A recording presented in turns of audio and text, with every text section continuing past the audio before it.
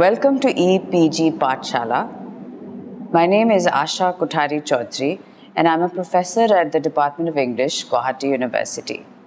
The course that we are looking at now is the Indian Writing in English course. And we will begin now with the introduction or background or the evolution of Indian English poetry.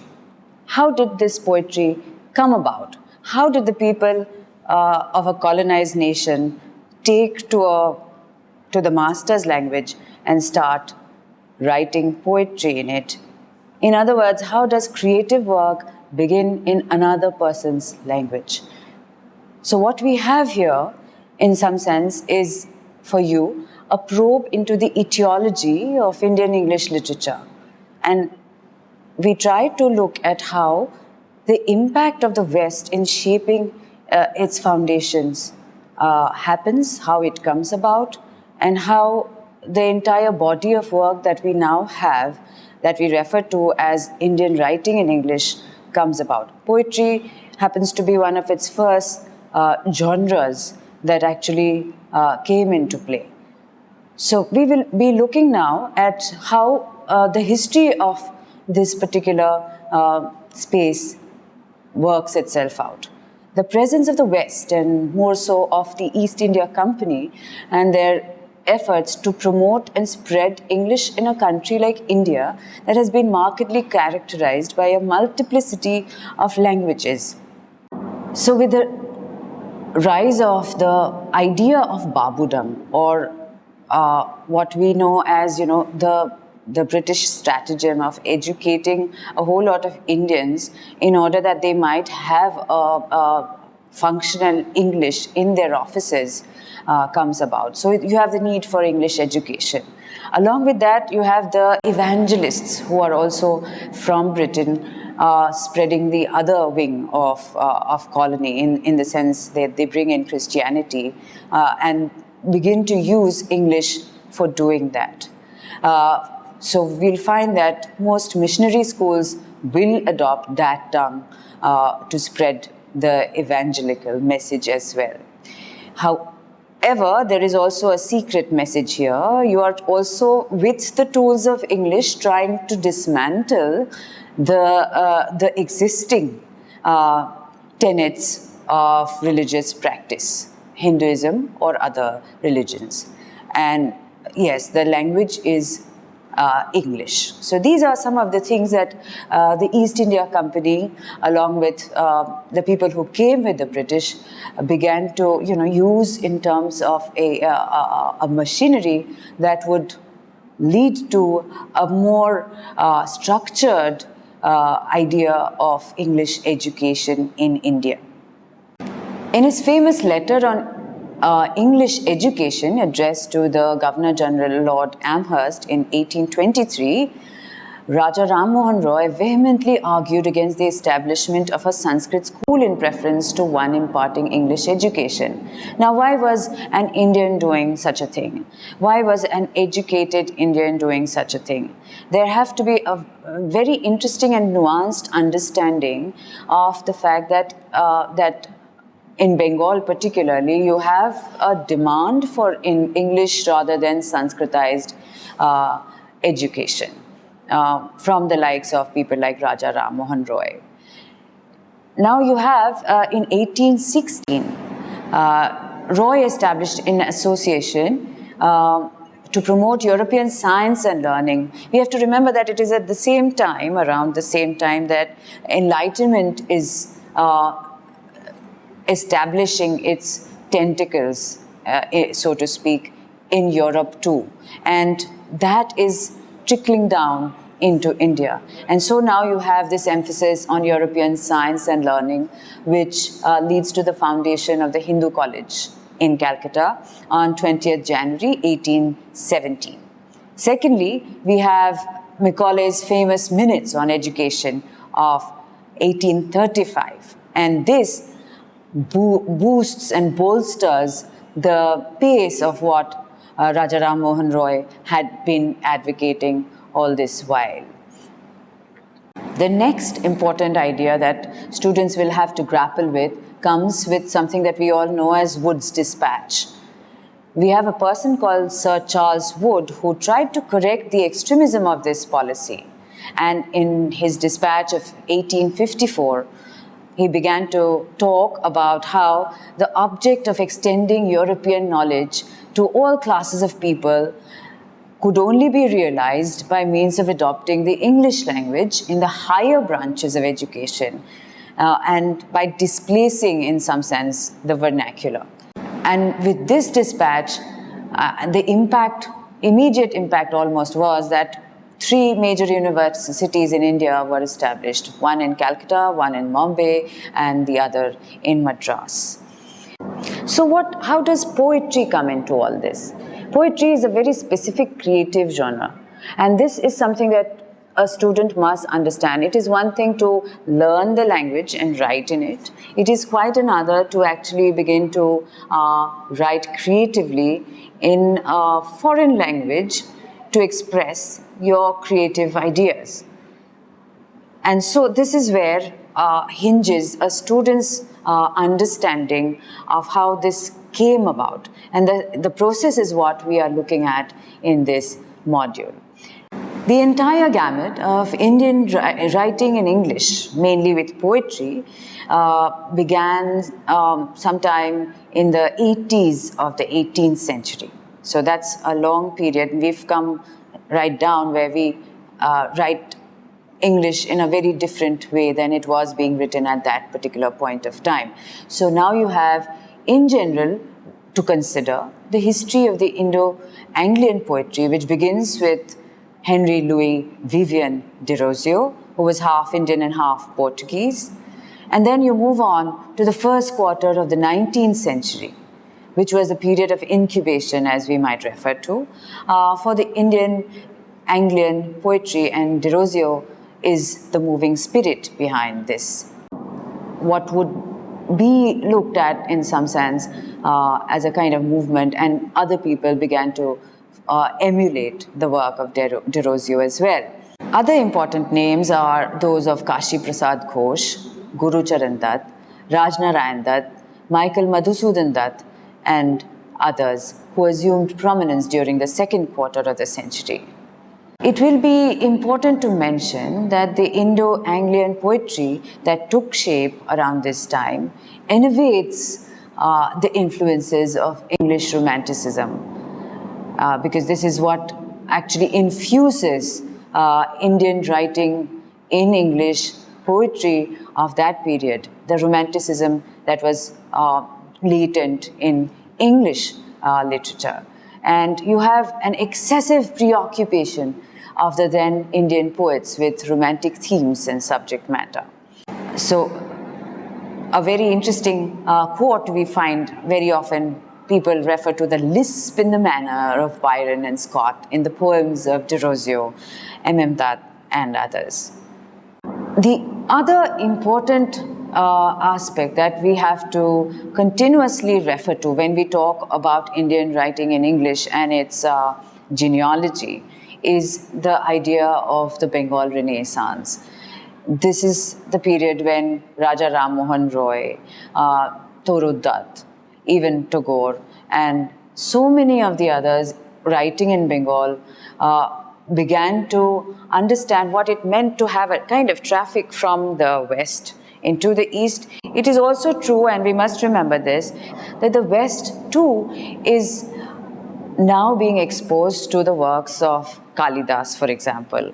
Goethe is reading so much of Indian writing. So this is not really a one-way traffic. This is something that we very often fail to make a note of.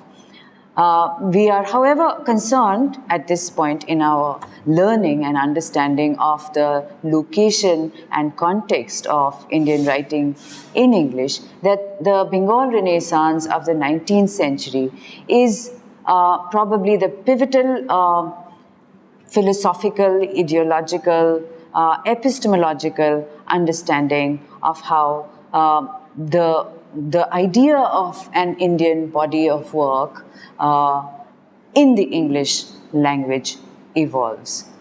Raja Rammohan Roy was born in 1774 and died in 1833. His is the landmark work in some sense. With Sambad Kamundi in 1821, Raja Rammohan Roy started this weekly paper and was able to make a bolder and more sustained onslaught, fighting all kinds of prejudices that was rampant, and tried to propagate, propound, say that English education is something that is going to help both creativity and an enlightened sense. Now, as a writer, Raja Rammohan Roy began to edit many periodicals and in many languages. Now, the fact that he is a polyglot works to his favor. He has mastery of not just English, he has Bengali, he has Sanskrit, and a fair amount of Hindustani. So you have him now taking out these number of periodicals, the Brahmanical magazine in English, the Sambad Kamundi in Bengali, and the Miratul Akbar in Persian. These are important interlinguistic periodicals, if you might call them that. And it seems to bring together various strands of the Indian population in terms of readership, becomes inclusive. Now you have the earliest of his writings on religion, and they are in the forms of translations. One of the important ones is an abridgment of the Vedanta and the renderings of the Upanishads. He wrote his first original essay in English with the title A Defense of Hindu Theism. Many other such treatises follow. After Rammohan Roy, when we are coming now to treat upon the idea of poetry writing, the first name that is extremely important for all of us to remember is Henry Louis Vivian Derozio, who was born in 1809. He is the first Indian poet of note, and he is the son of an Indo-Portuguese father and an English mother. He finishes his schooling, he tries his hand at journalism, then quits the Hindu college at Calcutta as a lecturer. But he has this fearless spirit of inquiry, an indomitable kind of a courage. His reformist idealism and his romantic enthusiasm fire the imagination of the young generation. Derozio's poetic career, however, is not a very long-lived one. He doesn't have a huge body of works either. Derozio's chief works are found in 2 volumes of poetry. One is called Poems, and the second is called The Fakir of Janghira, a metrical tale and other poems. His most successful poems are his sonnets, which show a very strong influence of British Romantic poets, who in some way or the other invade the minds of Indian writers writing creative poetry and other works. For example, Derozio's satirical verse, Don Juanics, and the long narrative poems completely indicate his affinity with Lord Byron. One of the noteworthy features of Derozio's poetry is the burning nationalist zeal, which is now reflecting in his work. Now this, I think, is something that we all would do well to remember. We need to remember one very interesting thing about Derozio, the fact that he begins to write in English. He is half English in any case, but at the same time, the fact that he brings in ideas of nationalism into his poetry and becomes severely at certain points anti-colonial speaks volumes for how the manifestation of nationalism, which also we must remember is an import from the West, begins to show in his works. Poems like To India, My Native Land, The Harp of India, and To the Pupils of Hindu College have unmistakably the authentic patriotic nuance. And Derozio is also the pioneer in the use of Indian myths and legends as well as that of classical Western myths.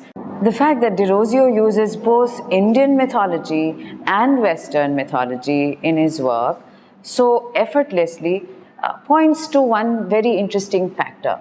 The fact that he has educated himself both in the Western canon, Western lore, as well as having retained whatever he is getting from his own location, his own context. So that makes his poetry unique and not English in the English sense of the term. This is perhaps the prototype of the first or the beginnings of Indian writing in English in terms of poetic utterance.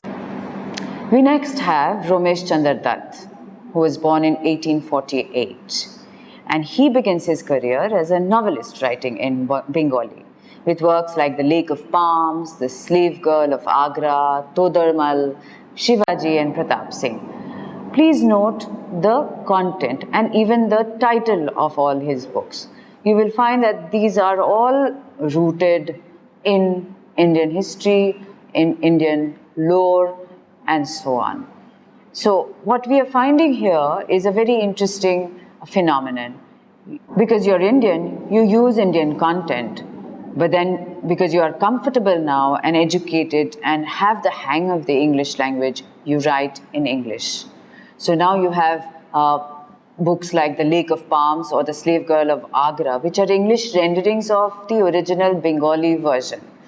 And so you have another important strand that must be kept in mind when we are thinking of Indian writing in English as a whole, that many of the writers are bilingual or multilingual or are polyglot, in other words, and that they sometimes, very often, write in more than one language. Translation becomes an important factor now, as we were talking about the polyglot idea, and the fact that you now have people who are able to take English verse and render it into other Indian languages, and the reverse is also true, where you have Kalidas now being translated into English or verses from the Rig Veda.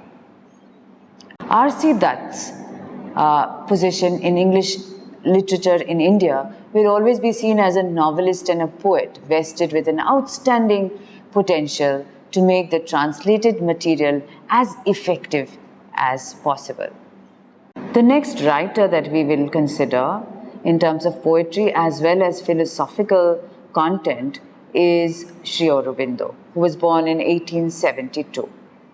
You find that he is a patriot, he is a poet, he is a yogi, he is a seer, a visionary. His content is Indian, his thinking is Indian, but now you have a very interesting interweaving of Western philosophies that have come and clashed with and in some senses become integrated with Indian understanding of his themes. Aurobindo is an established, accomplished classical scholar with Sanskrit learning at his fingertips. And you have now the hallmark of Aurobindo's poetry bringing in a kind of mystical experience which he refers to as Narayan Darshan. His long poetic career will span 60 years and will give to you an impressive volume of verse of various kinds, lyrical, narrative, philosophical, and epic.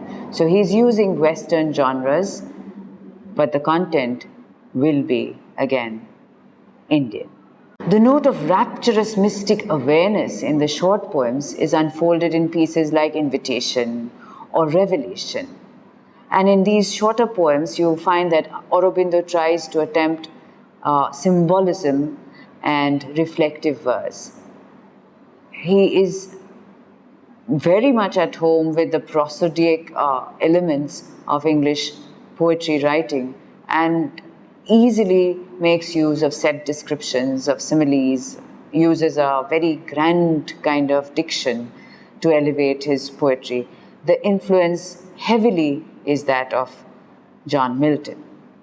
Sometimes one feels that the entire exercise of various types of poems and other things that Aurobindo was writing is something that has him gearing up to write his magnum opus, Savitri, which is a retelling of the well-known legend of Prince Satyavan and Savitri, who rescues him from death.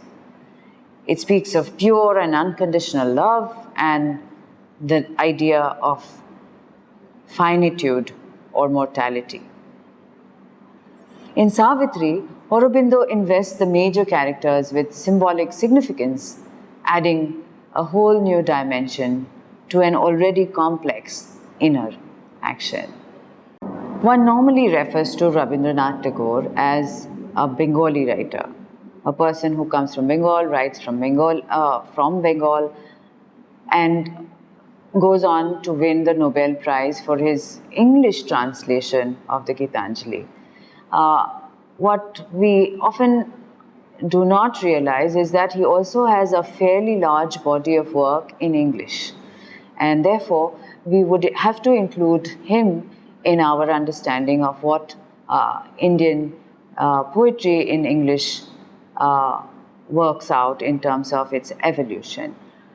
Hailed by Mahatma Gandhi as the great sentinel, Rabindranath Tagore is one of those versatile people who in so many ways could be compared to someone like Da Vinci.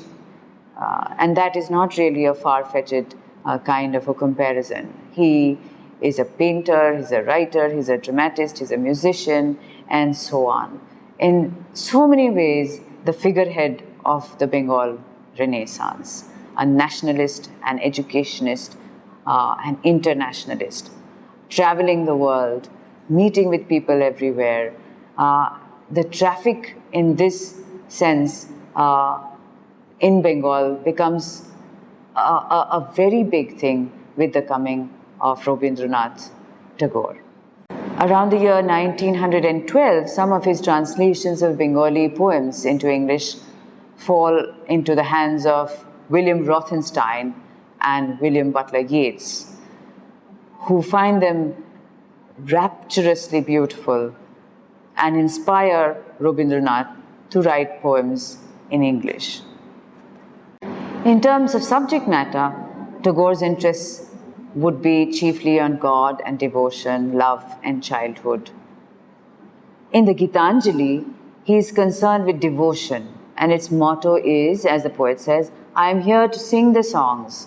These songs, firmly rooted in the ancient tradition of Indian saintly poetry, reveal a highly personal quest for the divine characterized by a great variety of moods and approaches. Tagore's emphasis is on the omnipotence, the omnipresence, and the omniscience of the Almighty.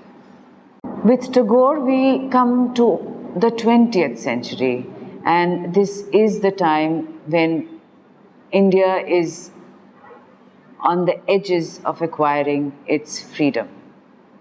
Nationalism is at its peak, and despite the fact that there is such a lot of influx of Western traditions, knowledge systems, ideologies, epistemologies, we are finding now a sense of quote-unquote Indianness.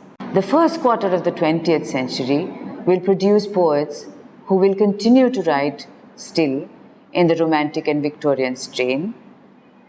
The second quarter of the 20th century may be said to be that of humanism and mysticism. The third quarter of the 20th century has been seen as the further strengthening of the modernist as well as the neo-symbolist trends. And the last quarter of the 20th century has been mainly dominated by the experimentation mode, not only with themes, but also in terms of form. So in this module, we have been tracking the development and growth of Indian poetry in English. How does this poetry evolve? To understand that, we have looked at the various underpinnings the context and locations of English education in India. We have looked at certain specific documents like Wood's Dispatch. We have looked at Macaulay's Minutes. We have looked at the work of Raja Rammohan Roy and other historical ideas and contexts that make it important for us to understand that English education helped to create a certain space where creative thinking and writing became possible. Having done that, what we did was take into account the creative works of poets like Henry Vivian Derozio, works of R.C. Dutt, the work of Sri Aurobindo, and also the works of Rabindranath Tagore, among others. Thank you so much.